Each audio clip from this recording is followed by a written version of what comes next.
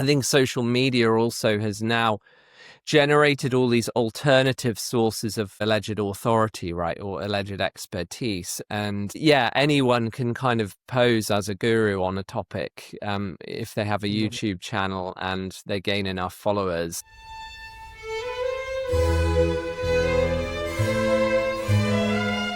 Welcome back to another episode here on the Polymath World channel, and we're dipping back into philosophy again, this time with another very good friend of mine, Dr Max Baker-Hytch, who is the Tutorial Fellow in Philosophy at Oxford University. Max, thank you so much for being with me here today. Yeah, thank you for having me, Sam. So we like chatting philosophy now and then, part of my background, and I've known you for about a decade now, at least. I think I first met you in 2011 when you were fresh-faced postdoc back at Oxford. But could you tell the audience something of your journey into academic philosophy? Yeah, sure. So I actually had never heard of philosophy at all. I mean, not as an academic subject that I would know anything about. Obviously, I had heard of the word until really I got to university. And it was just because my mum, who had been an RE teacher and had taught philosophy and ethics at the A-level, had suggested that I might like philosophy, that I wasn't really sure what I wanted to study at university. And so, yeah, I had put down philosophy and politics, and so I went to Exeter University, and that's what I studied there. And I actually ended up switching the politics half of it to theology, but yeah, and actually just really found my niche. I suppose I've completely fell in love with the subject of philosophy, and yeah, cut a long story short, I had a year out after I graduated from my bachelor's degree. But then I decided, yeah, I did really want to pursue academia further. So I went back, did a master's in philosophy at Exeter. And then I applied for a number of PhD programs. The one I ended up taking up was a PhD in philosophy at Oxford, which I did from 2010 to 2014. And then I had two postdocs. So a postdoc, Sam may have said this already, but a postdoc is kind of the first rung on the academic career ladder. And generally your job is just to do research and publish in academic journals. And so, yeah, I had two of those in quick succession. One was in the philosophy department at Oxford for 1 year. And then the next one was at the Center for Philosophy of Religion at the University of Notre Dame in America, quite near Chicago. And that was a further year. And then I came back to Oxford in 2016 and took up a permanent position, as you said, as tutorial fellow in philosophy at Wycliffe Hall. Yeah, I sit on both the philosophy and the theology faculties at the university, and I do the usual kind of mixture that academics do of research, publishing in journals, publishing books, and we might get into, I suppose, what I publish on, and then teaching undergraduates in the tutorial system and supervising some PhD students. Yeah, I've got a couple of friends that you're supervising at the moment, which is terrific. So did you not do philosophy A-level or GCSE? I did not. No. No. I did RE A-level. Sorry, not RE A-level. I did RE to GCSE, but no, I didn't. It wasn't at all on my radar, as I said, really, until I got to university. That's really interesting. Were you one of those children that was always asking why and had to know the meaning of everything? Yeah, I do think I did, looking back, ask a lot of philosophical questions, and I just didn't have those labels to put on the questions and the things I was thinking about. Yeah, but so yeah, I remember as a young child, I used to have thoughts about like, well, that it was a really strange concept that something would have existed forever. But then it seemed to me to be an equally strange concept that something just began to exist with nothing before it. And so, yeah, I would used to think about things like that, but I just didn't know that was called philosophy. I think a lot of people are inclined towards philosophy and don't realize it yet. They haven't Yeah, I would discovered how agree with much that. they'd enjoy it. I mean, Mark Twain said that all men are philosophers anyway. I guess you're quite lucky that you found that you had the philosophy bug just at the right time for university. Could you tell us a little bit Yes. about what your time in America was like? Notre Dame, for those that don't know, is the home of Alvin Plantinga, a really great philosophy name and author in the latter half of the 20th century, a prize winner himself. So what was that like? Yeah. No, I mean, it was fantastic. So, yeah. So essentially, I would say for my field, which is philosophy of religion, there's, in Britain, probably Oxford is sort of the epicenter for that, just in terms of the concentration of people who work on that area.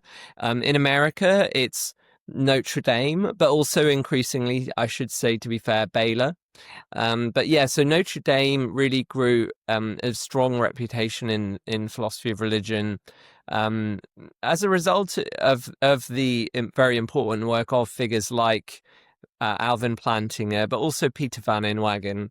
But yeah, so Alvin Plantinga was an American philosopher who did some very significant work, sort of really beginning in the 1960s, where he made the case that belief in God could be rational in roughly the same way that belief in other people having minds like my own mind could be rational. So he tries to say, well, look, all of the sort of philosophical arguments for God's existence are a little bit inconclusive, he claims.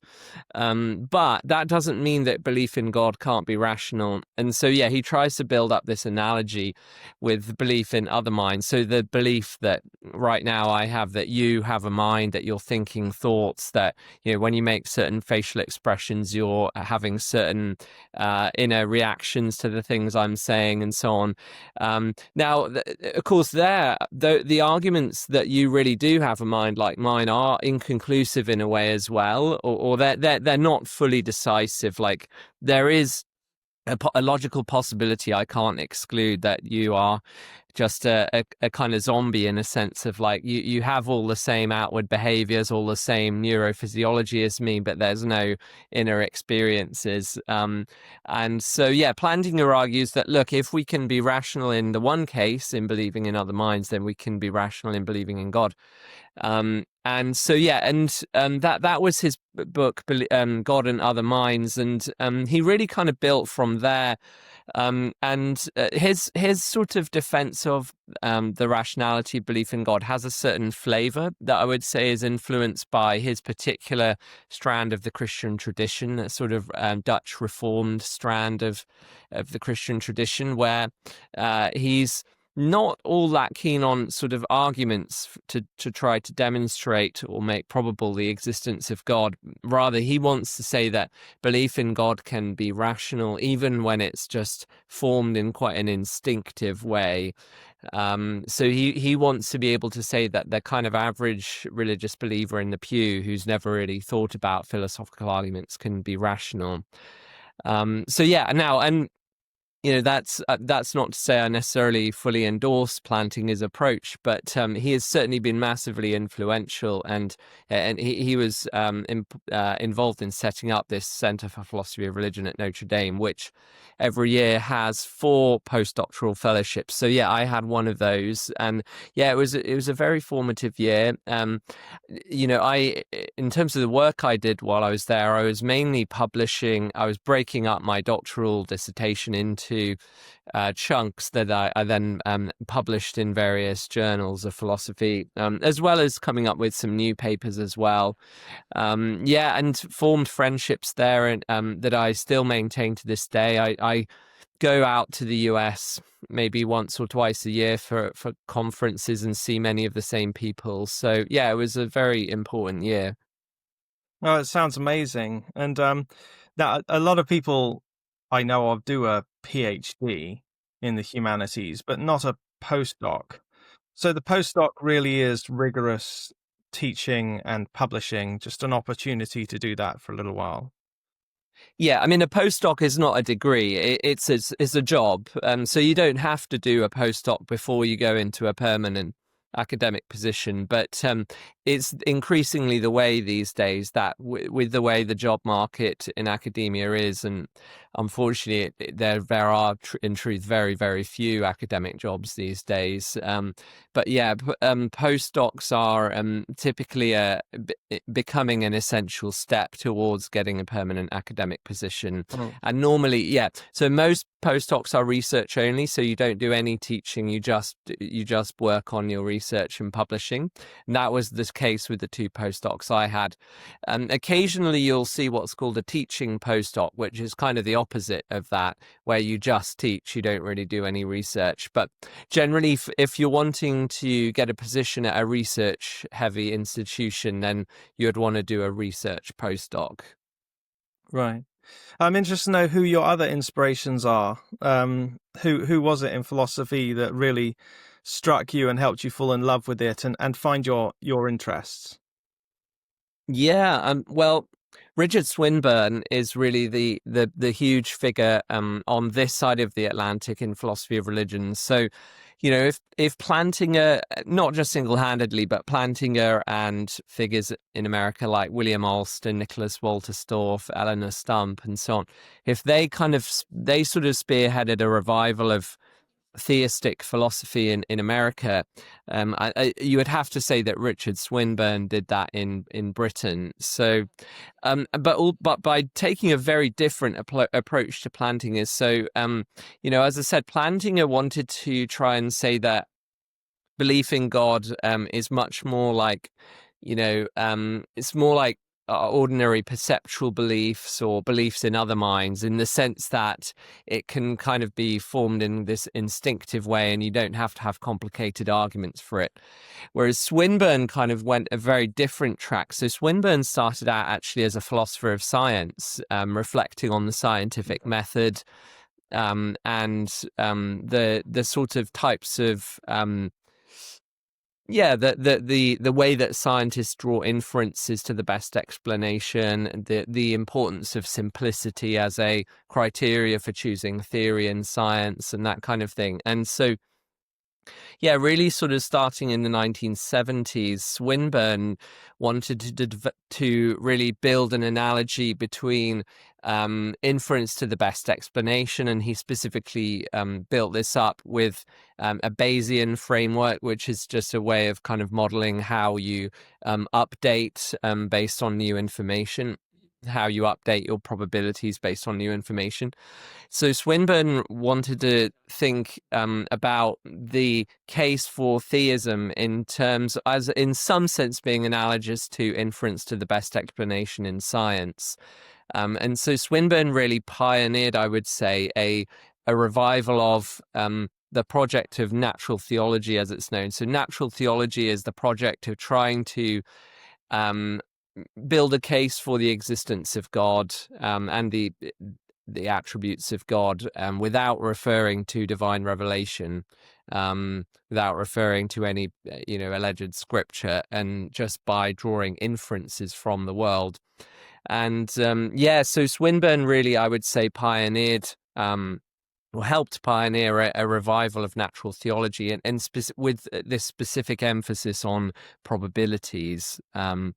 And so, in his book, The Existence of God, he kind of sketches a cumulative case for God, which is very much in this Bayesian probabilistic framework, where it's not dependent on any single piece of evidence, but the idea is that multiple lines of evidence, each independently, lift the probability to some degree that God exists, but when combined, they lift the probability to a large degree.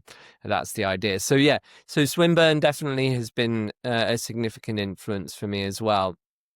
And now you're working at the same institution. Do you see him? Do you see him around very much? I know him. Yes, I know Swinburne quite well. Yes, I've got to know him over the last 10 or so years. Yeah, I see him every few weeks, and have had the privilege of giving a paper very recently at a conference to celebrate his 90th birthday. That was a really good occasion, actually. It was just before Christmas, and 5 of us gave papers, on each of us speaking on some theme of his work, and he responded to each of them. And it is wonderful, actually, to see at 90 he's still incredibly active, doesn't appear to have lost any of his sharpness, was giving absolutely as good as he got in those paper response sessions. That's wonderful. Now, I think we're all about interdisciplinary here on Polymath World channel, and you work with different converging and overlapping streams in philosophy, philosophy of religion, philosophy of mind, epistemology.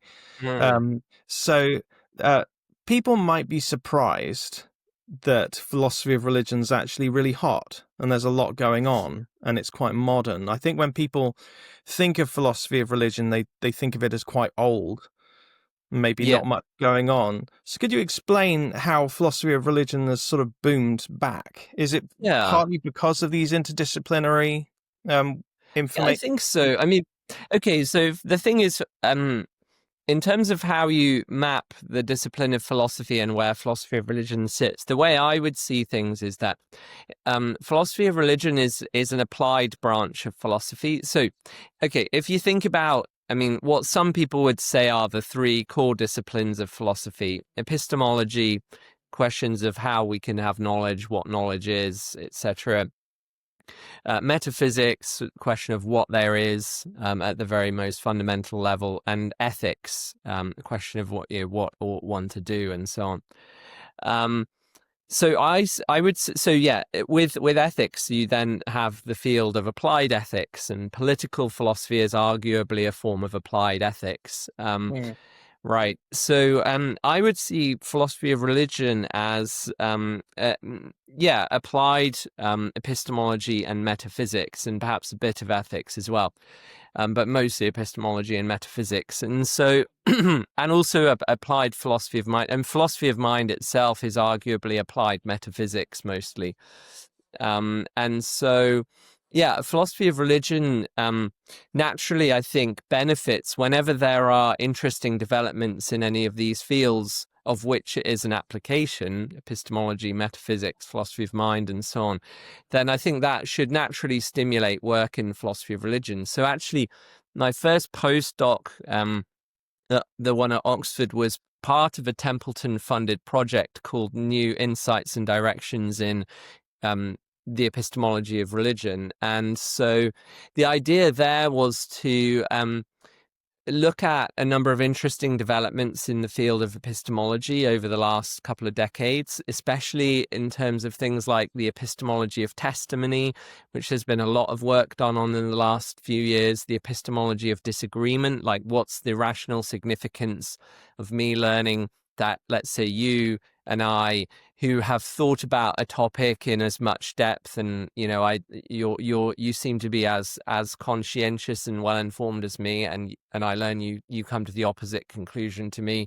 Should that mean that I lessen my confidence, and should it mean you lessen your confidence? So that epistemology of disagreement thinks about that kind of thing. The epistemological questions about the causal origins of beliefs. So if I learn that a particular belief I form is something that could have been affected by a cognitive bias that we've discovered, what should that do to my rational confidence in that belief? So all of these things are areas in epistemology where a lot of interesting work has been done in the last few years. And so that project that I was a postdoc on was seeking to just bring some of those insights into conversation with epistemology, with philosophy of religion, thinking about in the context of religious belief, what's the rational significance of learning that you disagree with someone who's thought about the issues apparently as much as you, and all of that sort of thing. So yeah, for those reasons, philosophy of religion is very much alive, and there's lots of interesting new work going on all the time. Actually, one thing that's a really interesting development, I think, is the application of so-called experimental philosophy to philosophy of religion. So experimental philosophy is a sort of movement in philosophy. It's a bit controversial because some philosophers don't think that it really counts as philosophy. But anyway, I mean, there's always controversy in philosophy about anything that's kind of methodologically new. But so the idea is that, for example, there's a famous thought experiment in philosophy, or a thought experiment, that's maybe not quite the right word, but called the Gettier problem. So the idea is like, for a long time, epistemologists said that knowledge, if I know that something is the case, then I have to have a belief that that thing is the case. It needs to be true, and I need a good reason to hold it. So the idea is that with the Gettier case, we come up with an example where those conditions seem to be met, but it seems that I don't have knowledge. So suppose I'm in my car, I look at the fuel gauge and it says full. I've got no reason to doubt the fuel gauge. The fuel tank is full. So I have a belief, it's justified, it's got a good reason backing it up, and it's true. But unbeknownst to me, the fuel gauge is stuck on full. Okay, so even if the fuel tank had been half full, it would have said full and I would have believed it.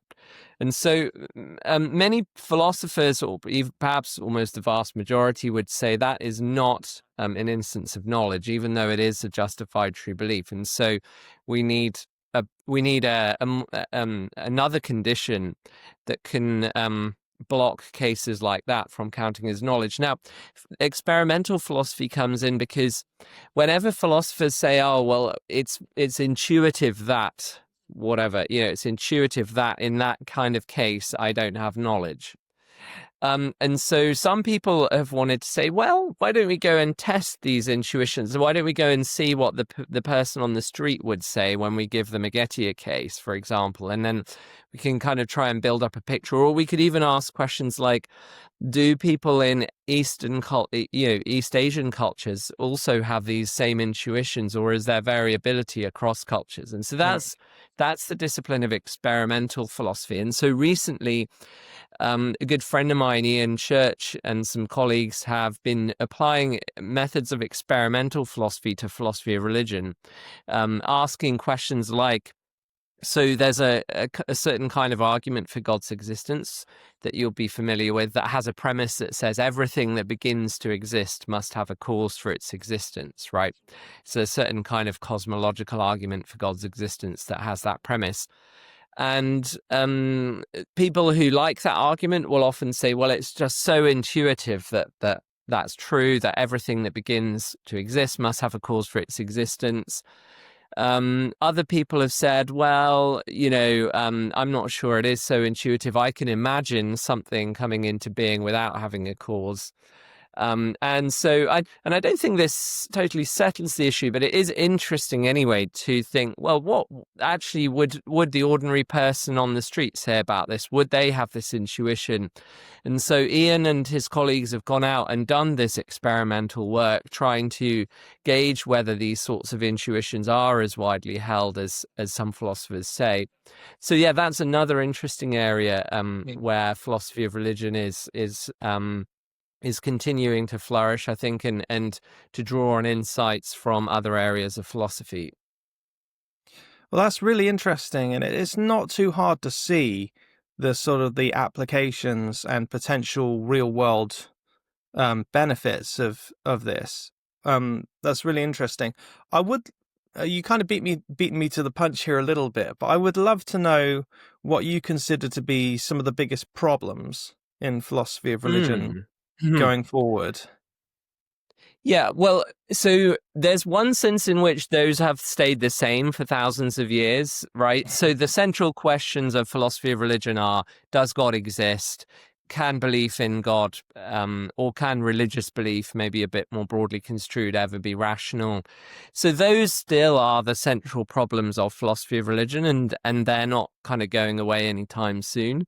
I mean, in a sense, that just is kind of what the discipline of philosophy of religion is built around. However, the specific form that takes and the specific arguments that are under consideration is changing over time, for sure. So yeah, I would say there are some interesting new arguments for God's existence that have been put on the table in the last few years.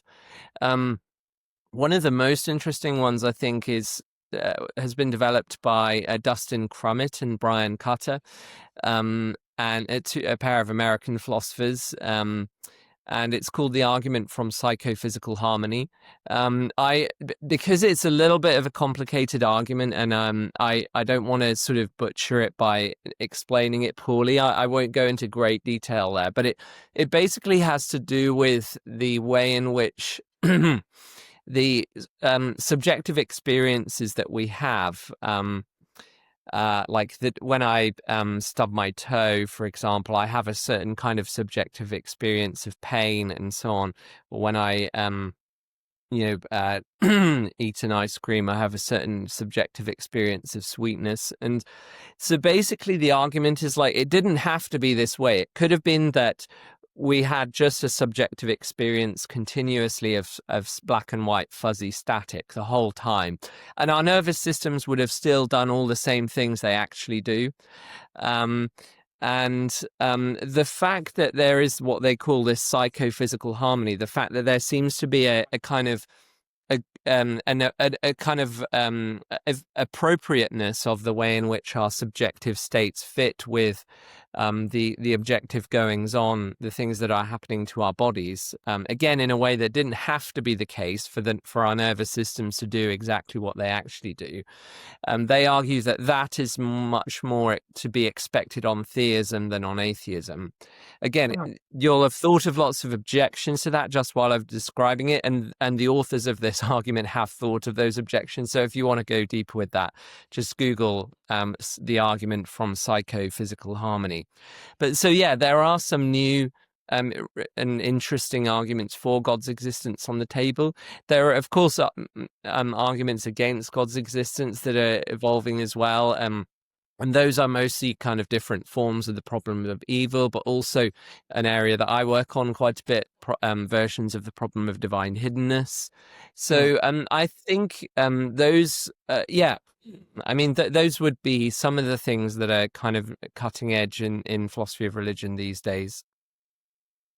Very good. That's very interesting. I have lots of questions about that, but this isn't the place to to address that.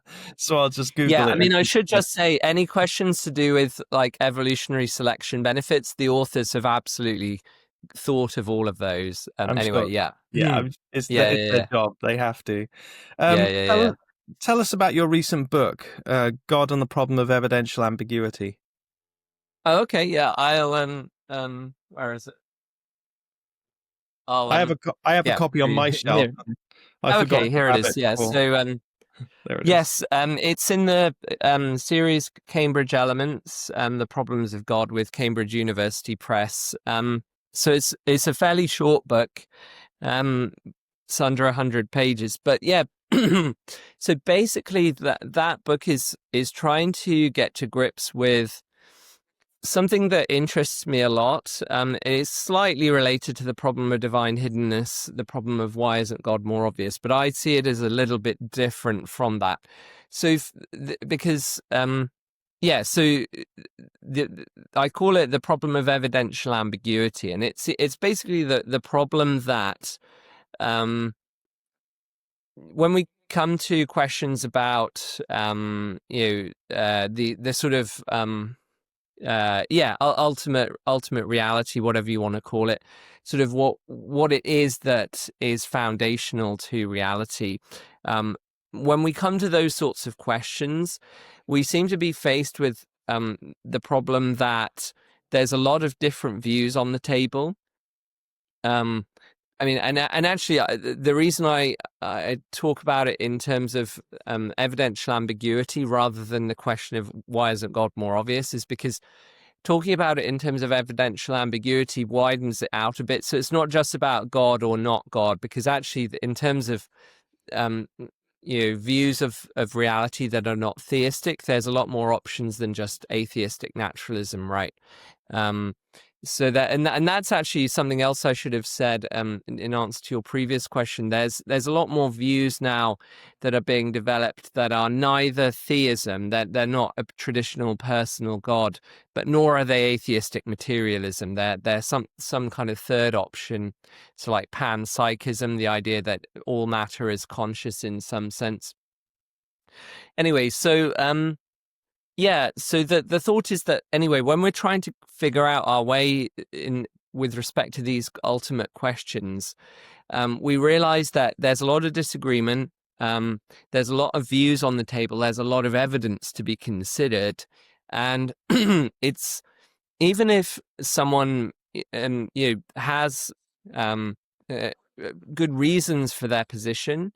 It seems clear that there isn't just like a slam dunk case for the truth of any one view.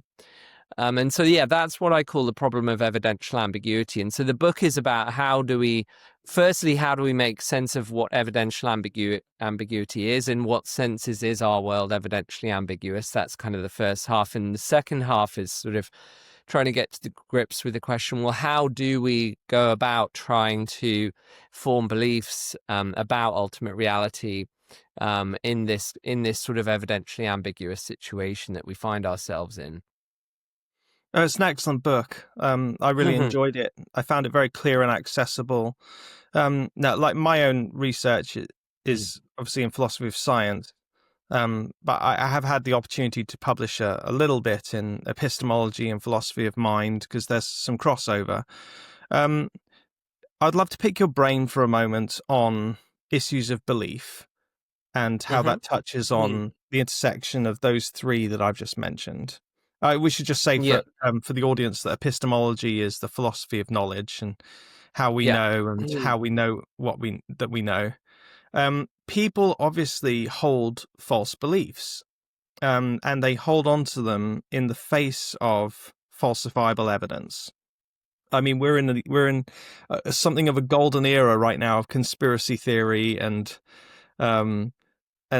people clinging on to things which are demonstrably false, like the Earth is not flat, the moon landing wasn't a hoax, the Holocaust happened, but people still, there seems to be this sort of revolution of false beliefs.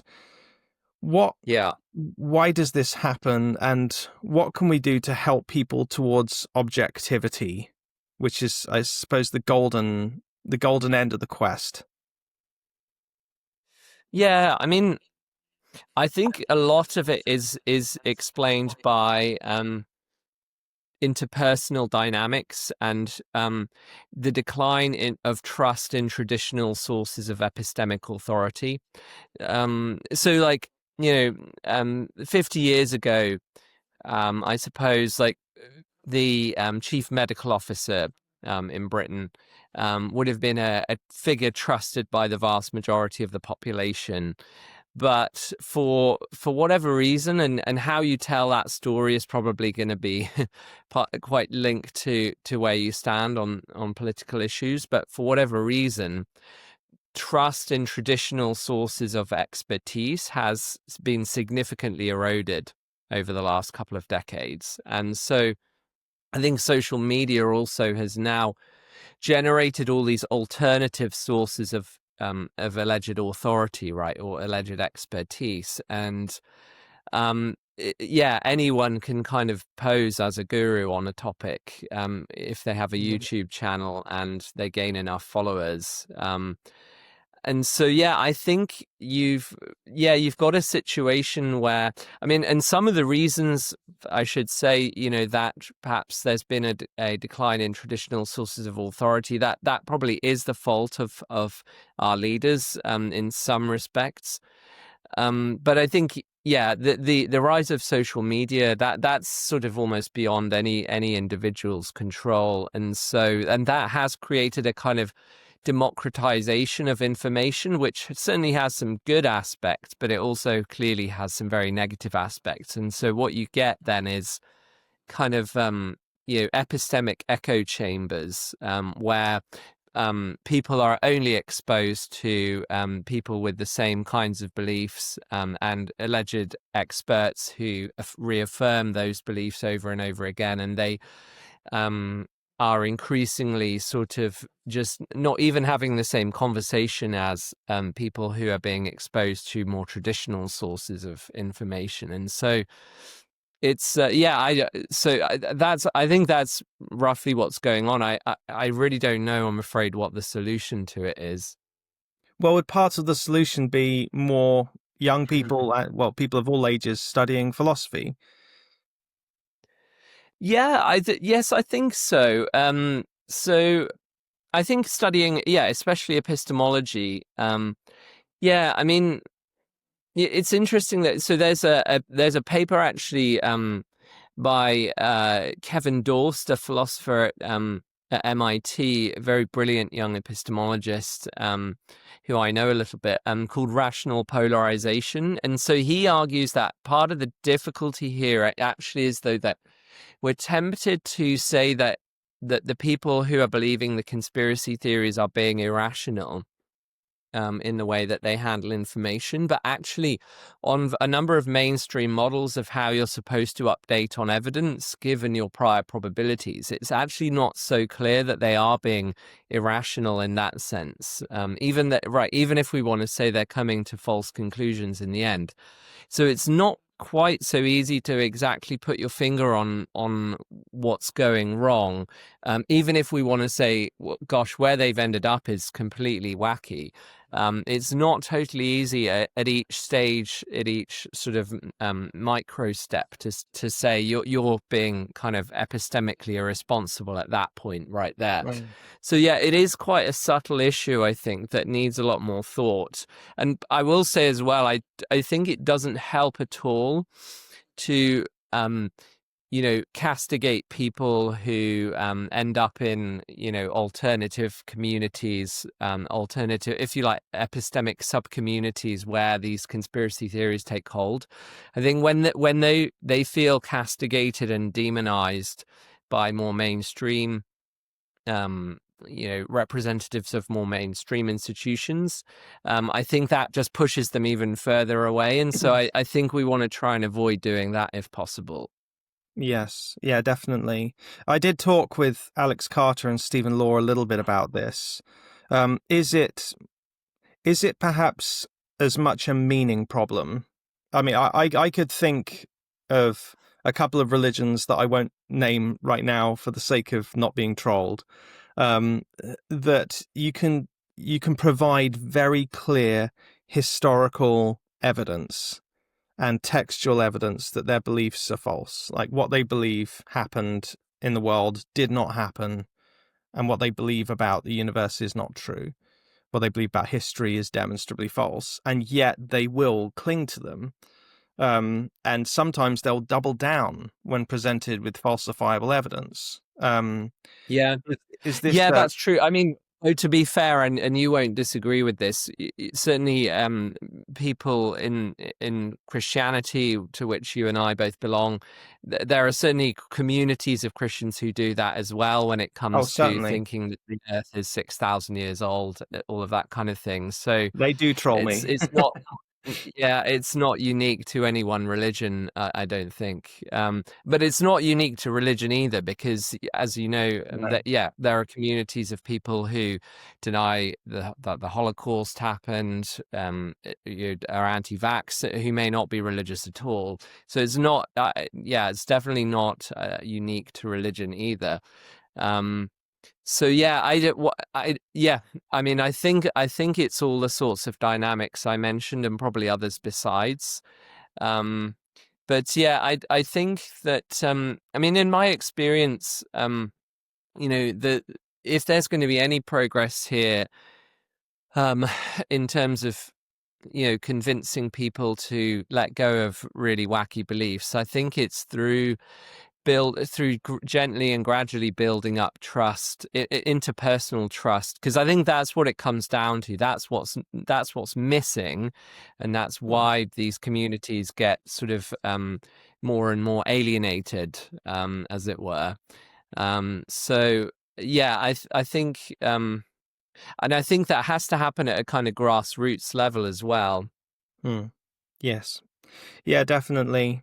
Just one last question for you. A lot of philosophy students don't realize this, but if you want to go study philosophy at university, it's not that simple. You sort of have to find the right university that has the right flavor of philosophy. So, I as a scientist, I prefer the more analytical, logical sort of stuff to do with epistemologies. Yeah, I'm very happy there. But but a lot of universities will be continental philosophy, which is a very, very different creature. If you want to do philosophy of religion, Birmingham is another great university. You want to do philosophy of science, you can go to London School of Economics. You can go to Edinburgh. You can go to Bristol. You can go to Cambridge, certainly. Oxford is very much seen as the home of analytical philosophy. So why should prospective students choose analytical philosophy and Oxford? Well, yeah. So, I mean, I should say, I think that actually that is a little bit less important at the undergraduate level, in terms of you're not really really most philosophy undergraduate programs, and that even includes Oxford, will teach a mixture of analytic and continental philosophy. Right. And I think that's appropriate. So yeah, it's true that at Oxford it will tilt more heavily towards analytic, but not entirely. And also it's worth knowing that at Oxford you have to do philosophy combined with another subject as an undergraduate. Right. You can't do Oxford's you can't do philosophy as a single honours. At Cambridge you can. The so-called tripos. And Cambridge is also going to tilt quite heavily analytic as well. But yeah, so my undergraduate was at Exeter, as I said, and that was really much more of a mix of analytic and continental, and I think I benefited from that, even though when I did masters and PhD and specialised, I did very much go down the analytic route. I think it is good to be exposed to quite a range of philosophical ways of thinking and methodologies when you're just kind of being introduced to the discipline at an early stage. That's very good. Thank you so much. If people want to know more about you, or they want to find your book or your research, where should they go? Yeah, well, I mean, the easiest thing is just to Google my name, Max Baker-Hytch, and then you'll find my faculty page. So if you want to look at any of my papers, you can find open access versions of those if you go to philpapers.org. So philpapers.org, and just then search for me. Then you'll find my profile on there, and most of my papers are there available as PDFs that you can download. Are you working on another book at the moment? Yes, two actually. All right. Yeah. I understand. Yeah, you can't say anything about it yet. That's fine.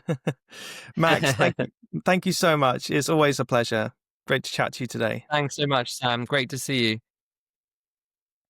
Thank you so much for watching. Don't forget to like and subscribe. Stay tuned for more amazing conversations with incredible researchers who are changing the world we live in and driving humanity forward. Feel free to check out my Instagram at polymath_Sam, or go to my website at www.sam-mckee.co.uk.